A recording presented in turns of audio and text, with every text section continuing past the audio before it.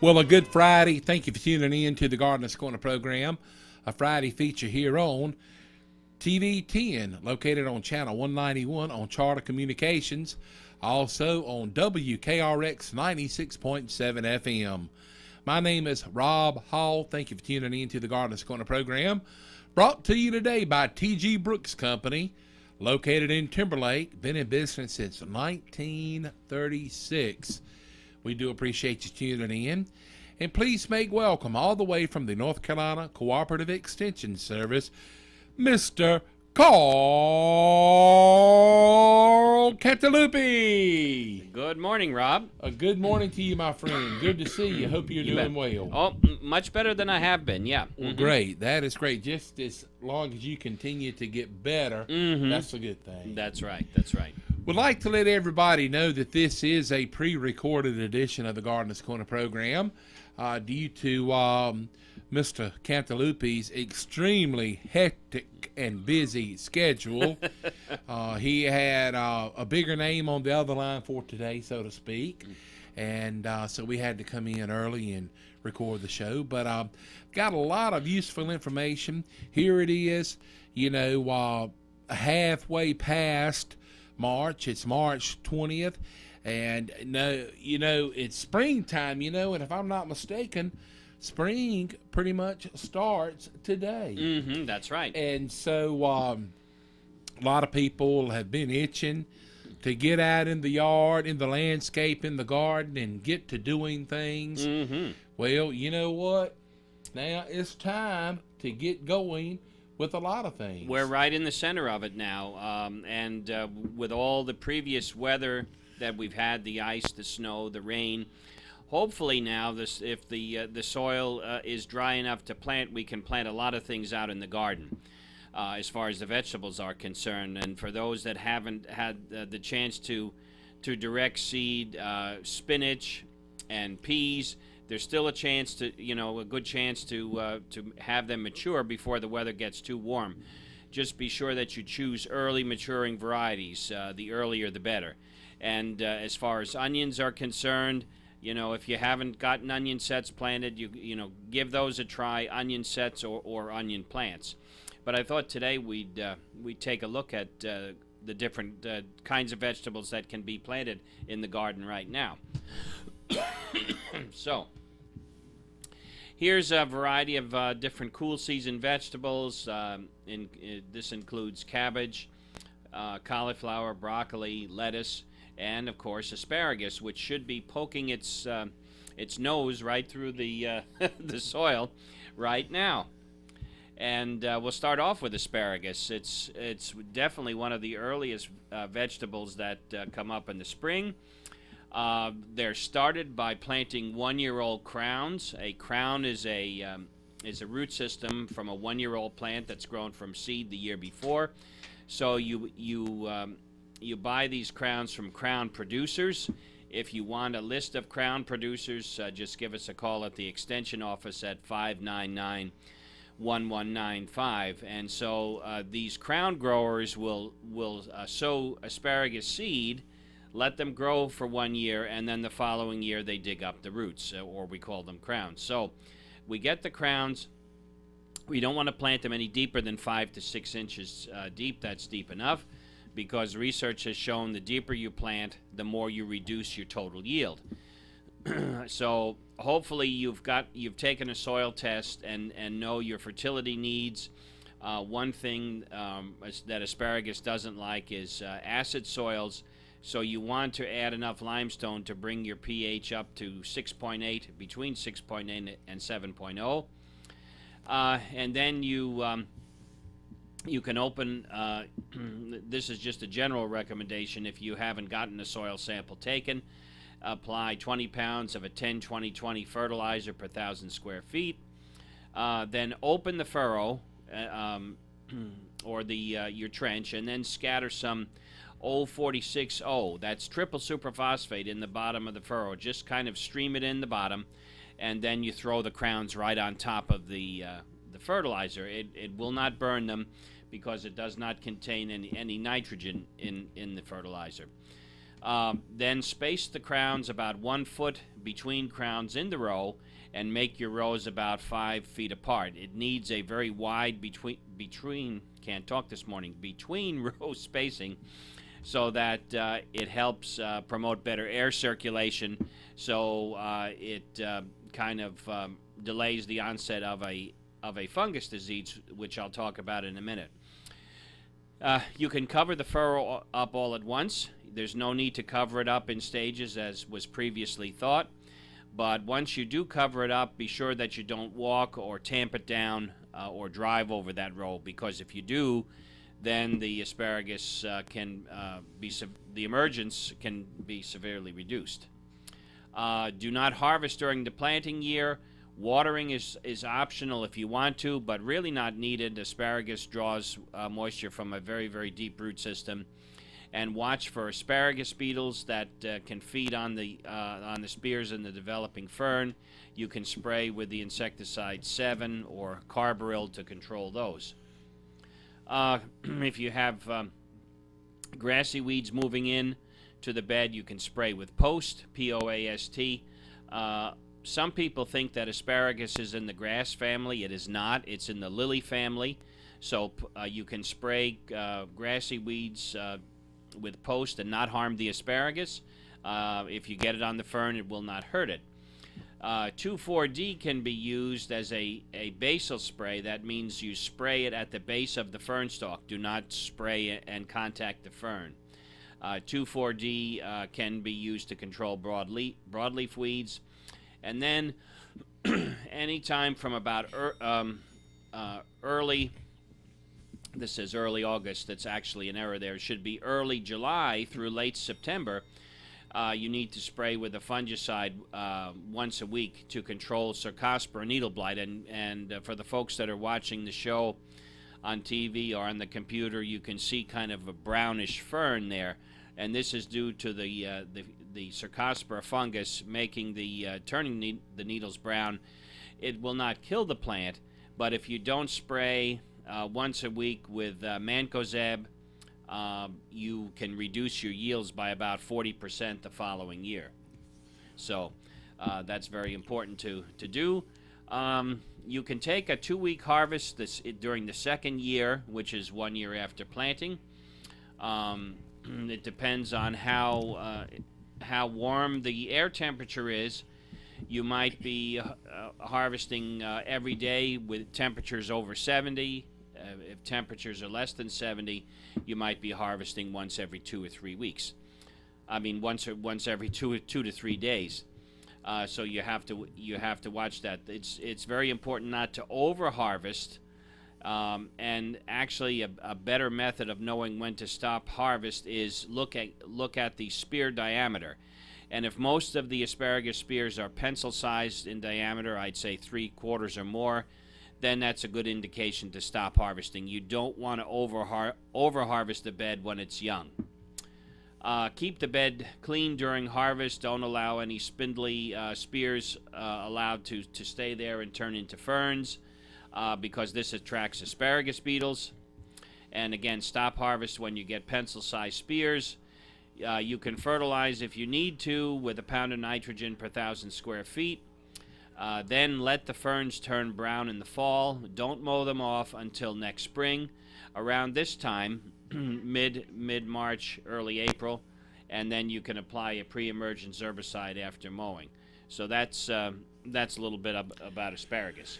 When they're called, when planting these crowns, the crowns are 1 year old when you plant them. That's correct.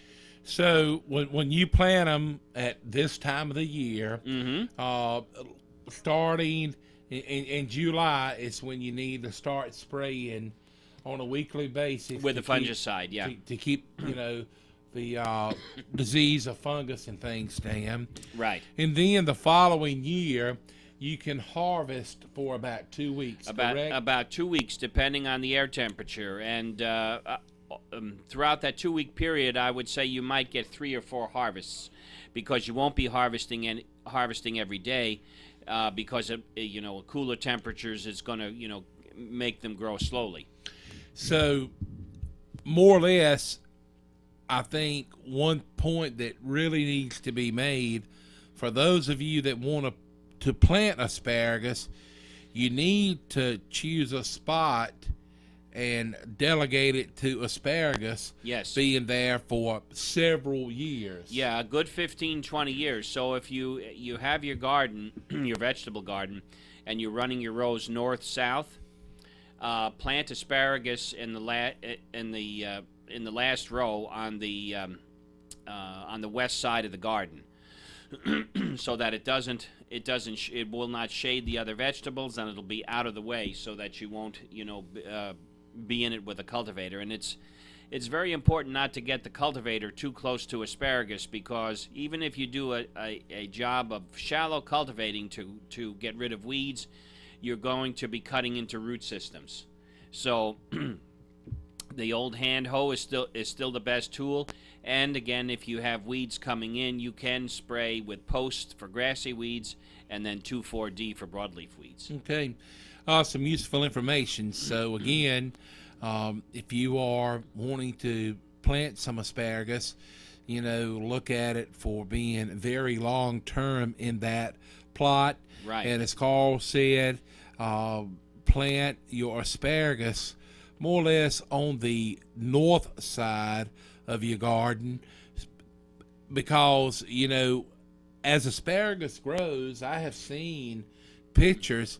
It can get overhead high. Mm-hmm. It can be very bunchy, very bushy, and so it could shade out a lot of other vegetables, if not planted in a good location. And I think you've done a good job making mention of that. Yeah, if your rows run north-south, don't plant the asparagus until plant the asparagus at the extreme west end of the garden. Okay, yeah. I said it wrong a while ago. But if your rows run north-south, plant them on the west side. Yeah, all the way at the end, yeah. And the reason is you want the rest of the garden to get the early morning to midday sun. That's right. The evening sun isn't quite as important, so to speak, I guess. So thank you for correcting me on that, Carl.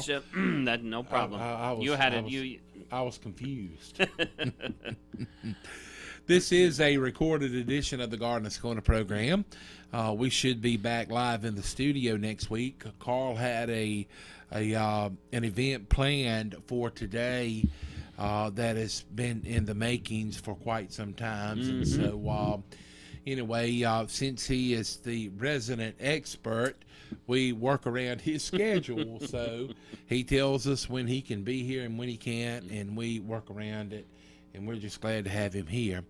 But again, to reiterate something that Carl said, if you are wanting to plant asparagus, if you would like the name of a crown producer, just call 336-599-1195. Again, 599-1195.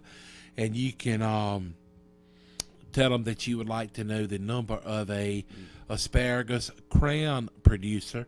And you can order them and get started. And yeah, unfortunately, we don't have any local sources.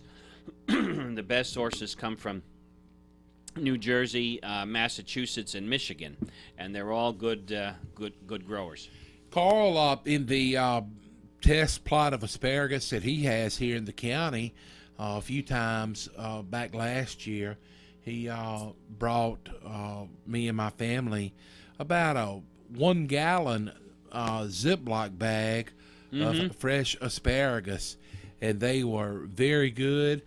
He told us a couple of different ways to prepare them, and asparagus is something that you can cook in the microwave, or you could cook it on the grill a little bit, but it's many different ways, and asparagus is very good. But one question I did have, Carl, you were saying that when asparagus is about the size of a pencil, you need to slow down on harvesting it. That's right. Now, when we have bought pickled asparagus before, and the pickled asparagus is very small. Okay.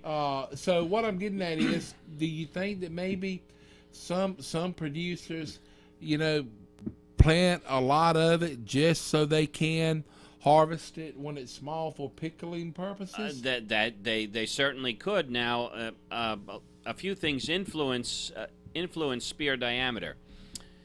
The deeper you plant asparagus, the more large diameter spears you're going to get, but you get fewer of them. The shallower you plant asparagus, the more smaller diameter spears you get, but your total yield is greater. So it depends on planting depth, and then also what it depends on is the condition of the planting. And I mention that because Peru grows a lot of asparagus now, and they export it into our country. And the asparagus that you get from Peru are very small, spindly spears. The reason they are that way is because in Peru, they grow asparagus 12 months out of the year. Well, then that you tend to ask yourself then, well, how can that be done if the asparagus needs a period of rest or dormancy? And that's brought on either by cold temperatures, or out in California, the way they induce dormancy in asparagus is they turn off the irrigation. And that works in a hot, arid climate. You couldn't do that for Florida because in the wintertime it still stays, the humidity is high and it's rainy. So that's why in Florida, asparagus can only grow, I would say, down to about half, half into the state, the middle of the state. And even the middle of the state might be a little too far. I would probably say it would be north of that, because once you get further south, there's not the plant never goes dormant. So if the plant never goes dormant, the plant continues to produce smaller and smaller and smaller diameter spears. And then what they do in Peru, once they thoroughly exhaust the crown of the asparagus, then they move on to other land and replant. Wow. So that's why the stuff you get from Peru looks so small and spindly, because it never gets a chance to rest. Well, the next time that I think about it, and we do have some pickled asparagus, I will look to see where the origin of the asparagus is from, and it very well could be Peru. Yeah, and then if it isn't, it's just that they are selectively, picking out the smaller diameter spears for pickling. That could be. Well, now, Carl, I know that you had your specialty crops school a few weeks ago, and one of the featured speakers was a asparagus producer that sold their asparagus for $6 a pound. Right. There's two ladies that live in Burlington, and they tend to a plot at the farm of Jane Isley in Burlington, and they've been at it for about 5 or 6 years now, and they did a very nice job of talking about their operation and how they grow and how they market and how they package it up. And so they did a nice job. Unfortunately, my speakers from Granville County backed out, so I had a kind of pinch hit, and I talked about asparagus production. And then the final speaker was from, I pronounced it wrong. I said Powhatan. It's Powhatan, Virginia. He came down, Bill Cox, and talked about his operation. How it was very interesting, because I think many other people that are interested in getting into growing specialty crops really could benefit from his information, because he and his wife talked about how they got started and the goals that they wanted to do. They laid out the goals beforehand.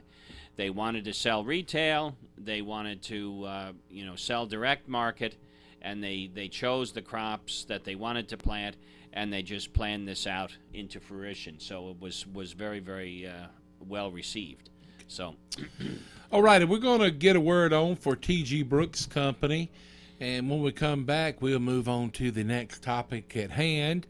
But what we're doing on the show today, on this recorded edition, is talking about some things that can be planted at this time of the year. So we'll take a trip out to T.G. Brooks Company, and we're getting ready to find out some information about some of the different cold crop plants that they have at T.G. Brooks Company. You've waited for them, and they are here. The cooler weather vegetable plants at T.G. Brooks Company. T.G. Brooks Company has cabbage, broccoli, collards, Brussels sprouts, cauliflower, and lettuce. Yes, March is the month. Come on down, and you know what? You still have time for a weed-free and healthy lawn by applying pre-emergent weed control, both granular and slow-release fertilizer included. This will provide up to 8 months of weed control on your lawn weeds that make your lawn hard to manage. Transform your lackluster lawn into lush and beautiful landscape. They have plenty of fertilizer, lime, and weed control to get you off to the right spring start, and so that you can have the prettiest lawn and the envy of the neighborhood. They have hardwood and dyed mulches by the scoop and pine mulch by the bag. They have all of the most popular lawn and garden chemicals like insecticides, herbicides, and they have plenty of soils like topsoil, bulk planting soil, potting soil, cow manure, and they have pine needles. They have for sale or rent spreaders, power pluggers, and plenty of tools to do the work, plus nice wheelbarrows. And to further beautify, they have stepping stones and wall stones. There's plenty of friendly advice, too, from years of experience in helping Personians and folks from the surrounding area to beautify their lawns and have healthy gardens. When it comes to your home or property, and whether you are a homeowner or the commercial landscaper, T.G. Brooks Company serves all and gives the same quality service and time to everyone. Remember to finish your workday with a delicious hand-cut ribeye steak from T.G. Brooks Company, prepared on your grill, and your family will appreciate not only what you've done to the yard, but what you have prepared for their dinner. Serving homeowners, farmers, and construction workers since 1936. Famous T.G. Brooks Company. Phone anytime, 364-2428.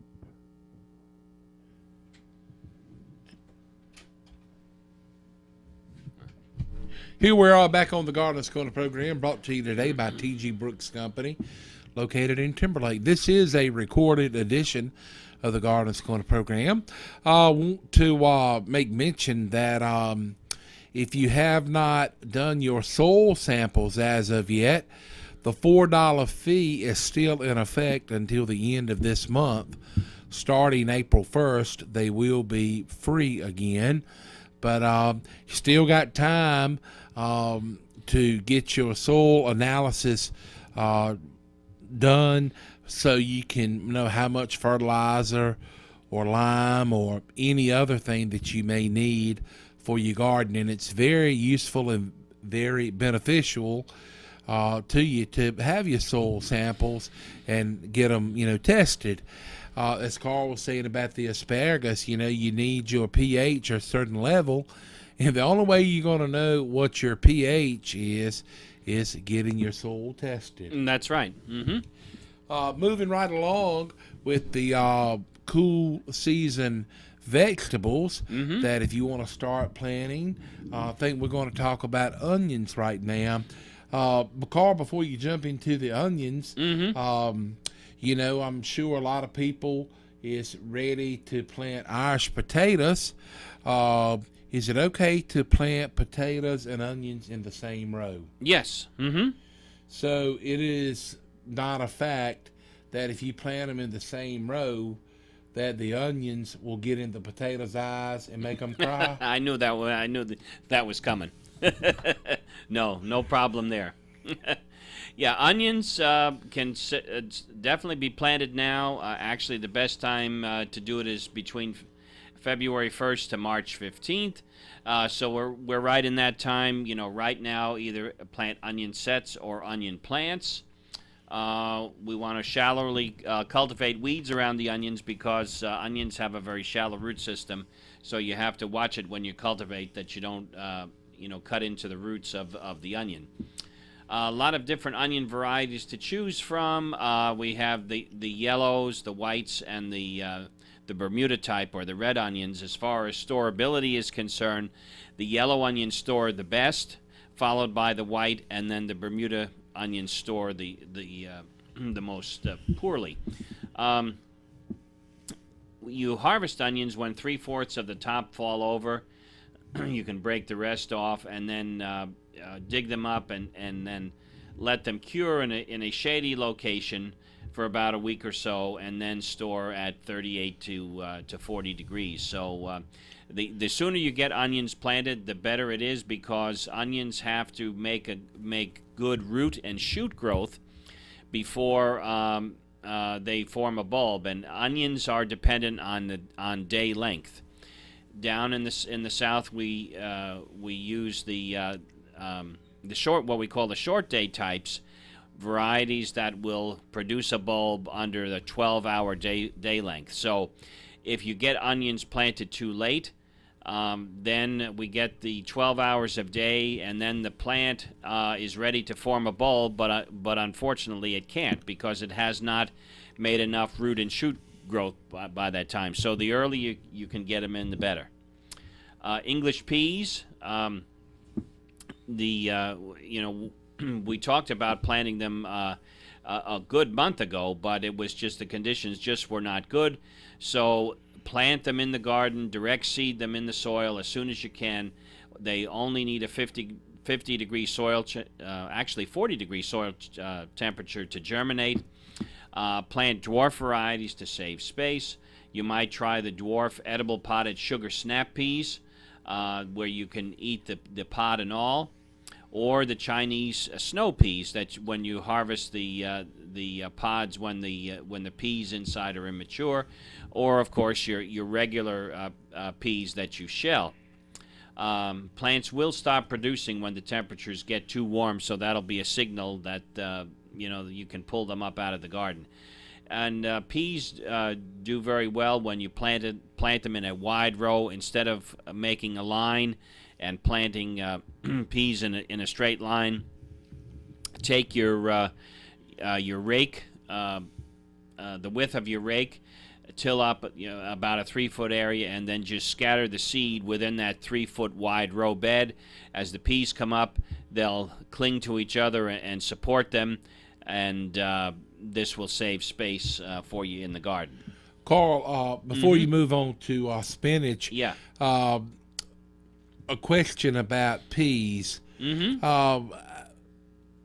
LeSueur peas, is that? That's a brand name. That's a brand name, okay. But it's actually an English pea or not? No, yes, it's an English pea, yes. It is, okay. Yeah. Okay. Let me see. I'm going to check something here for a minute and make sure I've got something here. No, I don't, but I'll say it anyway. But that's a good question that you brought up. And Carl, you were saying that English peas can be planted with ground temperature around 40 degrees. Several weeks ago, when we was getting snow and ice, one thing that they were doing on WRAL on the traffic reports and things, they were reporting soil temperatures. Okay. And they were saying that the soil temperature readings that they were taking were about 4 inches down into the soil. And although, with snow and ice, even though your ground temperatures, will not be no less than, say 32 degrees, right on ground level and all, snow and ice can still accumulate. But as you had said, and I found it very interesting, that a professor, told you years ago that soil temperatures never get any colder than 32 degrees. Now, if I believe you had said, like, if it's some cracks or something in the soil, yeah, it can get a little bit colder than that, than 32 degrees. That's right. But you said, and the theory behind it is, if it did get colder than 32 degrees, all the trees and plants and all would freeze and die. Exactly. Now, what temperatures were they reporting? It seems to me they were somewhere in the high 30s, early 40s. No, okay, very good. I say early 40s. Low 40s. Yeah, thank you. Yeah, high 30s, low 40s. I'm in my early 60s. Oh boy.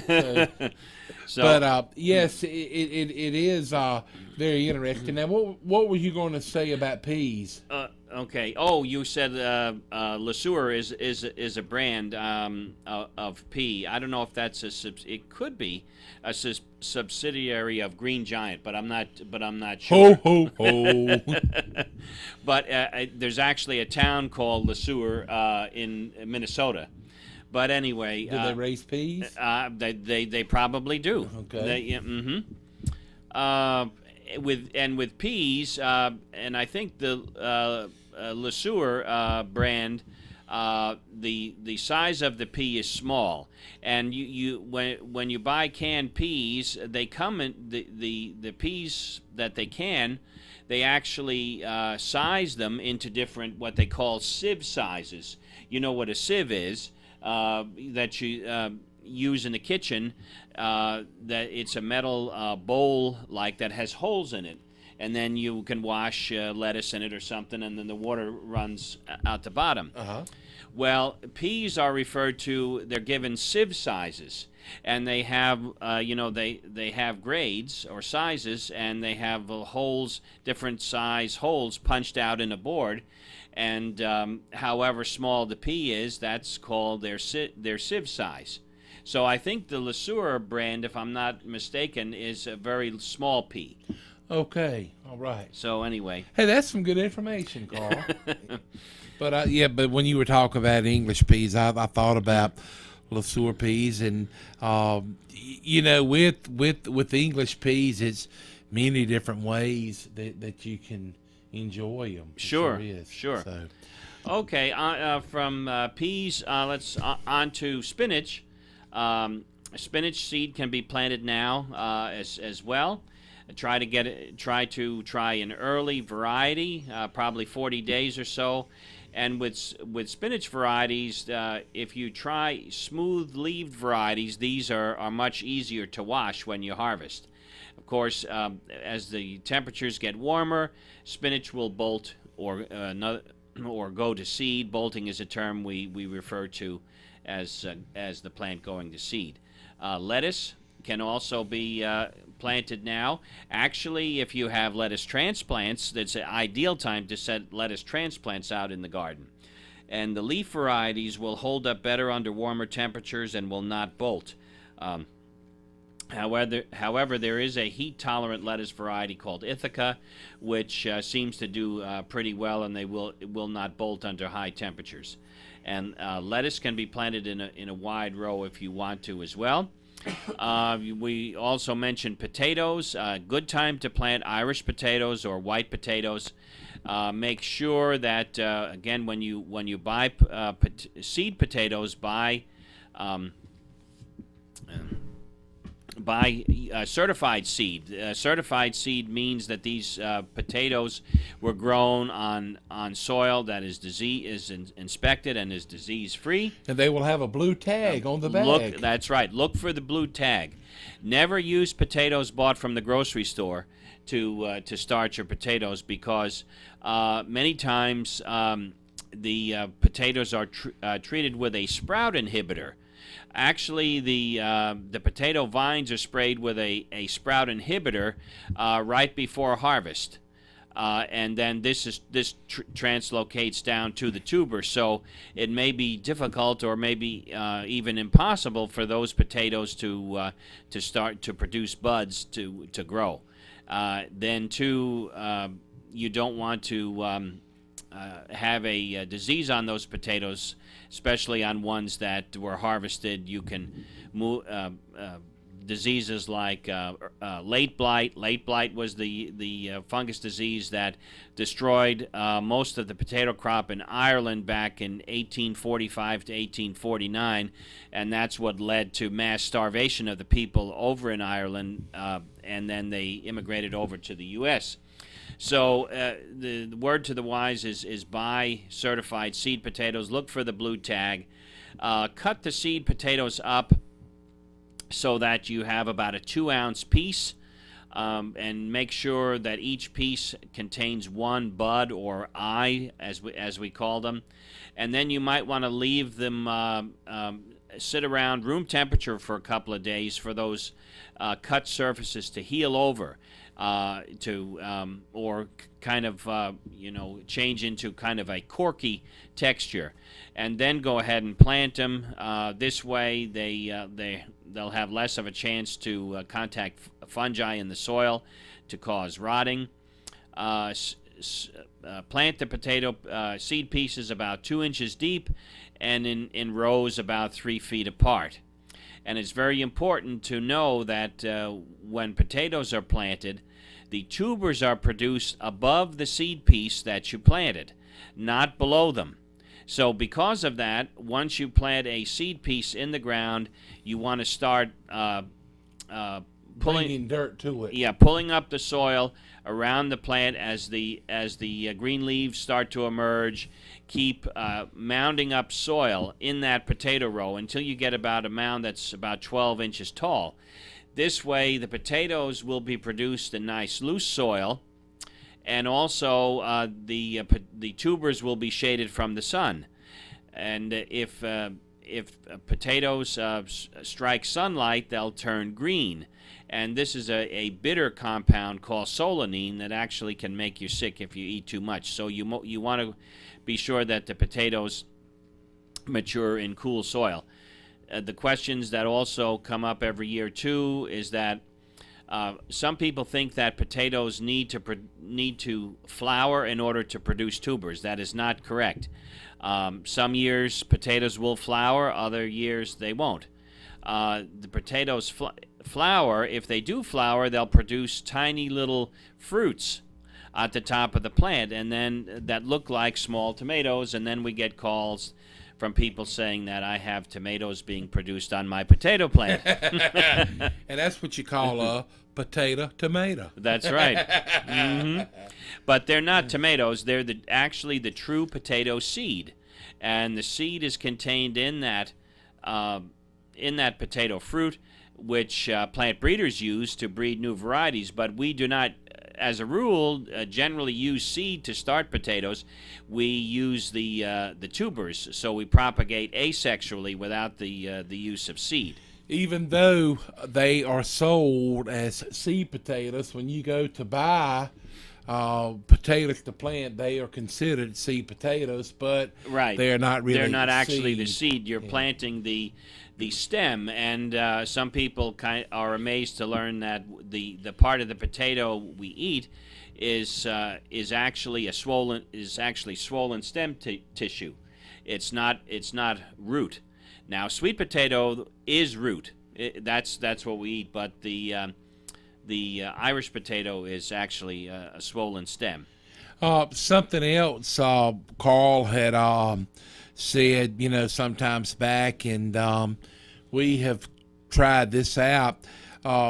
If you have white potatoes, Irish potatoes that you are, using to cook and bake with, keep them in the refrigerator. You can tremendously increase the shelf life of Irish potatoes by keeping them in the refrigerator, and they will last a long, long time. But one of the most pungent things and bad smelling things is a rotten potato. Oh yes.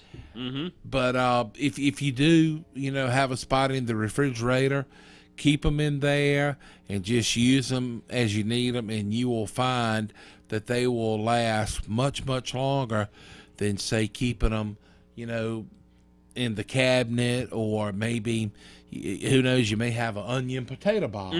But keep your potatoes in the refrigerator, right? And the shelf life increases a long, long time. Let's get another word on for T.G. Brooks Company, the sponsor of the Gardener's Corner program today. We appreciate T.G. Brooks Company for sponsoring the Gardener's Corner program, and we'll get a word on for them in just a minute. Carl, they've been in business since 1936. And, you know, for those people that are wanting plants and slips, T.G. Brooks Company is very good about, you know, keeping seasonal slips and plants in stock. And, you know, they're very healthy, you know, plants that they have. And that is something that you had talked about in the past when starting, you know, vegetable plants from seed, that, you know, you want to plant healthy plants. Absolutely. Right. And so you can head out to T.G. Brooks. They've got a huge selection of cool season vegetable plants, and we're getting ready to hear a word from them right now. You've waited for them, and they are here. The cooler weather vegetable plants at T.G. Brooks Company. T.G. Brooks Company has cabbage, broccoli, collards, Brussels sprouts, cauliflower, and lettuce. Yes, March is the month. Come on down, and you know what? You still have time for a weed-free and healthy lawn by applying pre-emergent weed control, both granular and slow-release fertilizer included. This will provide up to 8 months of weed control on your lawn weeds that make your lawn hard to manage. Transform your lackluster lawn into lush and beautiful landscape. They have plenty of fertilizer, lime, and weed control to get you off to the right spring start, and so that you can have the prettiest lawn and the envy of the neighborhood. They have hardwood and dyed mulches by the scoop and pine mulch by the bag. They have all of the most popular lawn and garden chemicals like insecticides, herbicides, and they have plenty of soils like topsoil, bulk planting soil, potting soil, cow manure, and they have pine needles. They have for sale or rent spreaders, power pluggers, and plenty of tools to do the work, plus nice wheelbarrows. And to further beautify, they have stepping stones and wall stones. There are plenty of friendly advice, too, from years of experience in helping Personians and folks from the surrounding area to beautify their lawns and have healthy gardens. When it comes to your home or property, and whether you are a homeowner or the commercial landscaper, T.G. Brooks Company serves all and gives the same quality service and time to everyone. Remember to finish your workday with a delicious hand-cut ribeye steak from T.G. Brooks Company, prepared on your grill, and your family will appreciate not only what you've done to the yard, but what you have prepared for their dinner. Serving homeowners, farmers, and construction workers since 1936. Famous T.G. Brooks Company. Phone anytime, 364-2428.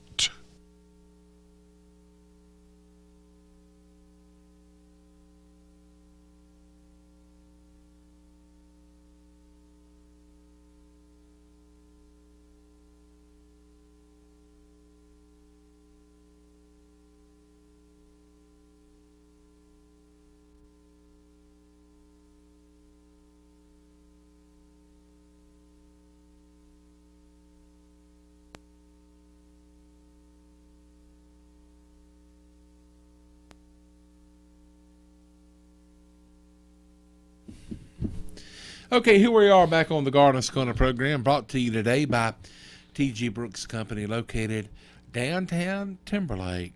Mr. Carl Cantalupi is a resident expert with us from the North Carolina Cooperative Extension Service. My name is Rob Hall, just kind of the pretty face of the show.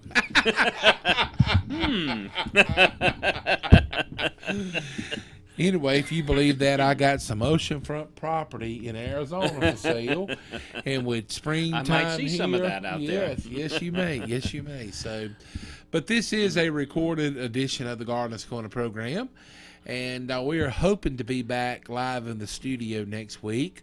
You know, we really enjoyed the live shows because that gives the opportunity for the listening audience to interact with us, to call in and ask questions, but just sometimes it doesn't work out for us to be, you know, live in the studio all the time. But anyway, Carl, I think we've got about 6 more minutes. Okay, we can finish up. If you want to continue along. Yeah, we'll finish up with the rest of the cool season vegetables. Cabbage, of course, can be planted as transplants right now. You might want to try, there's the green, red, and Savoy types. Very popular one is the early Jersey Wakefield cabbage, which is a cone-shaped head, and it's very tender. So a lot of people plant early Jersey Wakefield. Of course, red cabbage, as you see in the top there, it's actually purple in color, but it's called red cabbage. And then the Savoy types are the crinkle-leaved ones. After you set them, you can use a water-soluble fertilizer after you plant, and then it's very important to side dress with about a pound of 10-20-10 fertilizer per 30 feet of row about 3 weeks after your transplant, and then do that again 3 weeks after that. What this encourages is good growth, a good head growth, so that you can harvest before temperatures get too warm. We want to harvest cabbage heads when they're tight, around 40 to 60 days from transplanting. Broccoli, same thing. You can plant transplants in the garden right now.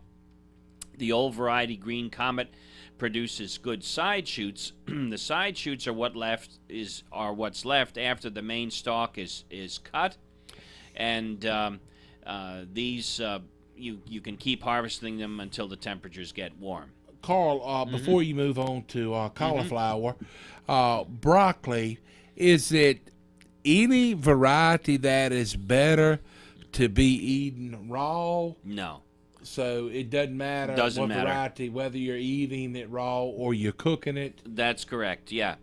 And we should be, hopefully, we're past the point of time where the temperatures are going to go down and hover around freezing for several days, because if we put cabbage, cauliflower, broccoli transplants out during freezing temperatures, they tend to produce what we call a button. This is called buttoning, in that the flower stalk has already been produced, and it's produced on a very small plant, and the plant won't get any bigger. So I don't think we have to worry about that anymore. The other member of the what we call cole crops, and when we say cole crops, it's spelled C-O-L-E, and cole comes from the German word Kohl, which is spelled K-O-H-L, and that means cabbage. So when we refer to cole crops, we're referring to members of the cabbage family. So our last one we'll talk about today is cauliflower, and these can be planted as transplants right now as well. And what you need to do once you start to see a head of cauliflower forming, when they get to be about as big as a silver dollar, then you take the outer wrapper leaves, and then you can tie them or use large rubber bands so that these wrapper leaves can shade the developing head. What this does, it shades the developing head from the sun, and it keeps them a nice snowy white color. And otherwise, if you don't do that, the head tends to turn yellow. And we know when to harvest when the heads are about 6 inches in diameter. The florets that make up the head need to be tight. If they're over mature, that head loosens up, and it becomes what we call a very ricey head. So make sure that you harvest them in a timely manner. Well, Carl, you were saying that with the broccoli and cauliflower, hopefully we're through that threshold. Yeah. But should we end up having some weather where it may get down around freezing, if you have some interfacing, but what is the factory name of it? Remay. Is it permissible to cover it up? Well, you could, but it's not really needed, because actually the transplants can take it down to 26 degrees with no problem. Okay. So a freeze is not going to harm the plant. What is if we have continual freezing weather for several days. Yeah, that triggers the plant to say, hey, it's time to produce a head, even though the plant size is still small. Okay, well, good. Thank you for clearing that up for me. Sure. Well, I think that's going to do it for this edition of the Gardeners Corner program. We hope that you have enjoyed this pre-recorded edition, and we hope that we have passed along some useful information to you. The program today was brought to you by T.G. Brooks Company. Special thanks goes out to them for sponsoring the show. Also, we appreciate Mr. Carl Cantalupi of the North Carolina Cooperative Extension Service being here with us. Want to wish you and yours a happy and safe Friday afternoon and a good weekend. And we look forward to seeing you next week for another edition of the Gardener's Corner program.